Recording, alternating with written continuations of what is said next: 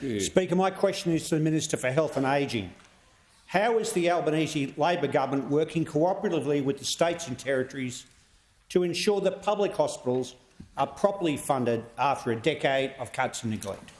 Call to the Minister for Health and Aged Care. Thank you, Speaker. I thank my friend, the member for Blair, for his question. Well, as the Prime Minister said, Mr Speaker, what we saw yesterday was all of Australia's governments working together for the people of Australia. And you know, it hasn't always been the case. Australians for too long, too often, have watched governments stuck in trench warfare, playing the blame game, particularly in critical service areas like health and hospitals and disability supports, where you saw a very different approach yesterday, and it was an approach that was a great credit to this Prime Minister and to all of the Premiers and Chief Ministers. It's an approach that will deliver Australians better health care, better hospitals and more sustainable and functional systems of disability support.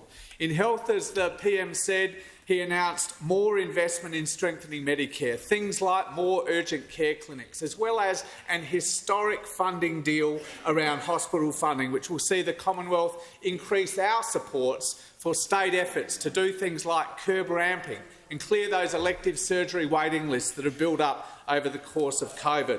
And at the same time, Mr Speaker, states have agreed to support the Commonwealth in our efforts to make the NDIS sustainable and to develop a shared system of supports for people living with disability who currently are outside the NDIS, as the Minister for the NDIS outlined at the Press Club today.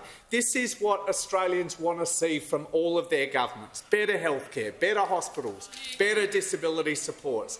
And that approach that you saw yesterday from this Prime Minister could not be more different from the approach you saw over the past decade, Mr Speaker, a decade of division, of duck-shoving and of savage funding cuts. Duck-shoving, of course, exemplified by the member for Cook, the former Prime Minister, and his daily refrain, his daily protest, "That's not my job."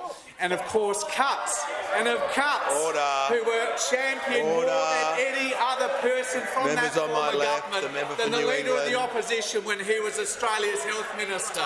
Far from working together for Australia, Mr Speaker, the 2014 budget document shows the approach of the Leader of the Opposition.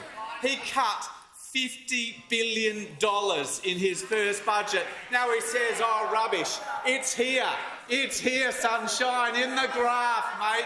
$50 billion in funding cuts from the state hospital system." And this is the same budget he wanted to abolish bulk billing altogether.